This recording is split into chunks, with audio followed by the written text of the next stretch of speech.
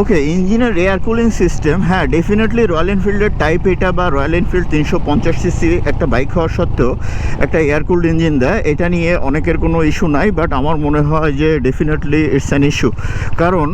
কারণ এই বাইকটার টর্ক ক্যাপাসিটি কিন্তু 27 নিউটন মিটার। যদিও বাইকটা সিসি হিসেবে পাওয়ার কম, বাট এটা যে লেভেলের টর্কই একটা ফিল দেয়, এটা কিন্তু একটু ডেফিনেটলি ট্রাভেল। এই বাইকটা যখন আপনি ঢাকা সিটির মতো জায়গায় চালাবেন বা একটু লংয়ে চালাবেন, সেক্ষেত্রে ইঞ্জিন হিটটা কিন্তু আপনাকে একটু ডেফিনেটলি প্যারা দিবে, অনেক সময় খুব বেশি হিট হয়ে যায়। প্লাস এই বাইকটার যে মালিক 10,000 কিলোমিটার চালিয়েছে এই বাইকটা নিয়ে, ও লাস্ট গত মাসে হিলে ট্রাভেল করে আসছে। ও আমাকে যে ফিডব্যাকটা দিয়েছে সেটা হচ্ছে এই বাইকটা নিয়ে একটানা চালাইলে ডেফিনেটলি হিটটা একটা প্রবলেম করে, সেক্ষেত্রে কিছু সময় পর পর একটা বিরতি দিয়ে নিতে হয়। ইনফ্যাক্ট আপনি যখন ট্যুরে আসেন তখন যদি আপনার মাথায় এটা কাজ করে যে বাইকের ইঞ্জিন হিট হয়ে যাচ্ছে, আমার একটু গ্যাপ দিতে হবে, এটা অনেক বড় বিষয় না, তারপরেও আমার কাছে মনে হয় যে ইয়েস দ্যাটস এ প্রবলেম।